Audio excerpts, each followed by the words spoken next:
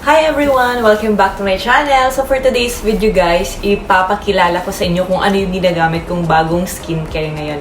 Actually, mga almost 2 months ko na siguro siyang ginagamit sa aking mukha. And nahiyang talaga ako dito. Kasi diba nakita nyo sa aking previous na video na gumamit ako ng isang Rejuve. Ganon, di ba? Mga pangpapiling. Gumamit ako ng Skin Perfection at hindi ako masyadong hiyang kasi nga yun, nakita nyo sa video ko, parang may mga reaction. Natural lang talaga na may reaction, pero ayaw ko sa reaction nila. Parang ayaw kong nagninipis masyado yung mukha ko, ayaw kong tinutubuan ako ng pimples kasi nga sensitive na siya masyado. Tapos feeling ko nangangati siya kaagad kapag naanuhan siya ng buhok. So, nakadecide ako na hindi na talaga ako gagamit ng any rejuvenating na mga pangpaganda. Okay lang na alagaan natin, like gagamit tayo ng mga skincare na hindi naman masyadong matapang. Yung tama lang, di ba? Yung malinis lang yung mukha natin tingnan, hindi dry, walang maraming pimples, ganyan. Kasi yung mga tigi-isang pimples, gaya nito, tapos mga ano dyan, normal lang naman yan siya. Pero hindi na din normal yung marami na masyado. So, ngayon, papakilala ko sa inyo, i-introduce ko sa inyo kung ano yung ginagamit ko.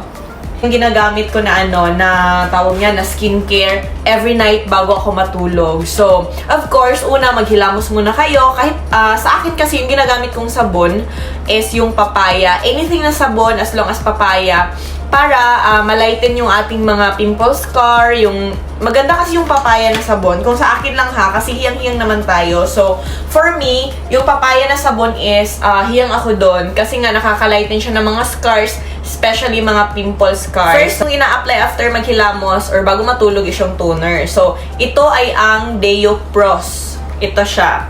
Yan. So, yan po siya. So, hindi ko muna siya pinakita nung bago kong bili kasi, di ba, useless naman. Hindi ko pa nga na-try. Tapos mag-ano na ako dyan, mag-testimony na ako sa inyo. So, gusto ko yung nagamit ko muna. So, parang mag 2 months na yata na nagamit ko to. Now, as you can see, yan siya. Makikita nyo talaga. Di ba? Makikita nyo. Meron pa siyang mga light na ng mga pimples ko dati, yung mga malalaking pimples. So, yan. Minsan kasi tinutubuan din kasi ako ng pimples minsan. So, natural lang talaga yung mga pimples na ganyan. Kasi buhay naman tayo. So, grabe naman. Artista nga may pimples, diba? So, ito siya. Ipapakita ko sa inyo, guys. Ito yung ginagamit ko. So, as you can see, half na lang siya. Malapit na siyang maubos. Deo Pros Green Tea. So, itong green tea na, guys, na Deo Pros na toner, maganda siya kasi hindi siya ganun katapang.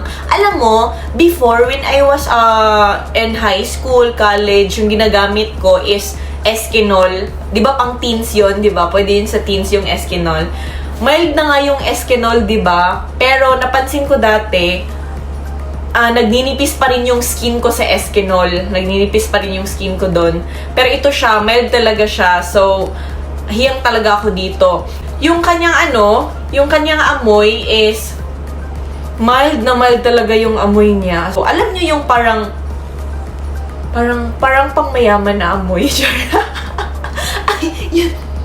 Mild talaga siya. Yung pag-smell mo, hindi ka matakot na ilagay sa iyong mukha. Kasi paglagay mo sa face mo, para lang siyang tubig. Ganyan. So, hindi talaga siya matapang sa mukha, guys. Yan, green tea, beauty from the nature to your skin, char, di ba?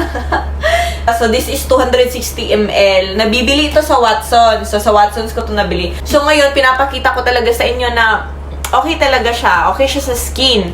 Kasi, makikita mo na, alam mo yung parang, meron kang skincare na ginagamit every night, pero pag tingnan yung mukha mo, parang wala lang, parang natural, pero malinis siyang tingnan, hindi siya dry. Basta, walang mga pimple scars, ganyan. So, maganda talaga itong green tea na Deo Pros. Kung okay naman yung balat natin, kung okay naman yung color ng balat natin, so, huwag na nating i-change. I-enhance na lang natin na maging malinis siya tingnan, magandang tingnan, walang pimples, hindi siya dry. So, gagamit na lang tayo ng mga mild na moisturizer na pwede din yung mga whitening na mga toner or mga cream. Pero, wag naman yung babalatan yung mukha natin, guys. Kasi tayo lang din magsisisi. Pag aabot tayo ng mga 30s, 40s, lalabas talaga yung mga dark dito, yung parang nasusunog. Anong tawag niyan? So, after nito, after kong gumagamit nito, guys, bago matulog, gumagamit ako ng cream. So, yung cream ko na ginagamit ay Deupros din. So, Deupros product din siya. So, ito siya. Ito siya. Yan. So, yan ay Snail Recovery Cream. Deupros product din siya. Meron din ako mga snail na toner before, so hindi ako naging hiyang doon. Nabili ko siya actually sa Tony Moly, pero maganda din yung mga products sa Tony Moly actually. Hindi ko lang siya naubos kasi parang medyo natapangan ako or tinamad lang siguro ako. So ngayon, nag-commit na talaga ako sa self na bibili ako nitong dalawa. Nabili ko to sa Watson. So, marami doon sa Watsons nakakabili kayo at minsan nagpo-promo sila, guys. So, pag nag-promo, bilihin nyo na agad. Yan siya, multi-function snail recovery cream. May mga iba't ibang cream nito, iba't ibang klase. Depende sa iyong mukha kung dry ka or masyadong oily ka. So, pipili ka lang doon. So far ako naging hiyang ako dito.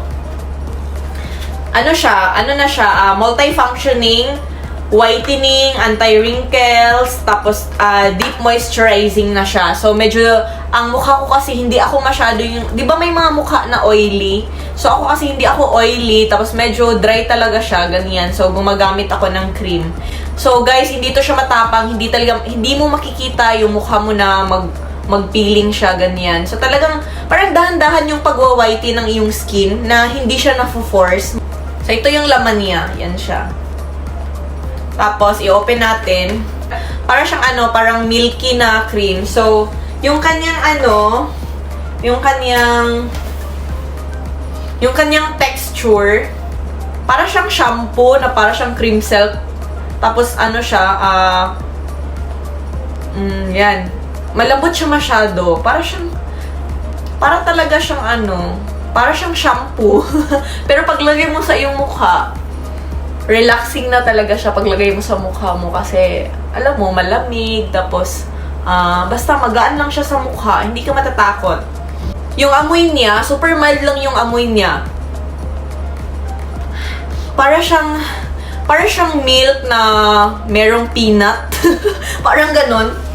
Pero, parang meron siyang peanut, parang peanut flavor. Hindi ko maintindihan na parang may caramel, na parang may milk. So, konti lang ilagay mo, dito lang sa noo, nilalagyan ko dito sa noo, ganyan, tapos dito, diba? Ayan siya. So, pwede to daytime, pwede naman sa night. Pero ako, night lang ako naglalagay kasi pag daytime, marami akong mga tinatrabaho, so useless lang, magpawis-pawis, so matanggal din. So, dapat before bed, mag-apply kayo para mas effective. Mag-apply kayo yung siguro mga 1 hour bago kayo matulog. Para hindi siya didikit sa inyong mga unan, mga kumot, sa bed, hindi siya didikit. Sayang din. So, maganda talaga siya, guys. Napansin ko kasi dahan-dahan niyang nililinisan yung mukha mo, dahan-dahan niyang pinapaputi yung mukha mo, pero hindi naman talaga masyadong maputi. Tsaka hindi siya nakaka-dry sa iyong mukha, sa iyong skin. Yan siya. Yung ginagamit ko. Almost 2 months ko na itong ginagamit. And so far, maganda siya sa mukha ko. Hindi na talaga ako gagamit ng any pampapiling ng mga product. Ayoko na talaga kasi yun nga, minsan, ang ganda tingnan ng skin mo, pero ikaw na nagdadala ng ng sarili mo, parang pangit sa pakiramdam kasi feeling mo yung parang sensitive masyado yung skin mo, tapos makapit, tapos basta, parang nafe-feel mo mga kunting galaw ng hair na nasasabit sa mukha mo, parang annoying, ganun. So, ayoko. So, yun lang. Gusto ko lang talagang i-share kung ano yung na-experience ko sa paggamit ko nitong mga Deupros products, yung kanilang toner and kanilang cream. Maganda talaga siya. Light lang siya sa mukha, hindi siya matapang, and dahan-dahan niyang i-enhance yung mukha mo na hindi siya maduming tingnan, hindi siya dry, hindi naman siya maitim tingnan. So, I highly recommend this too. That's all for today, everyone, and I hope na nagustuhan niyo ang video to. Thank you so much for watching and see you on my next video. Bye!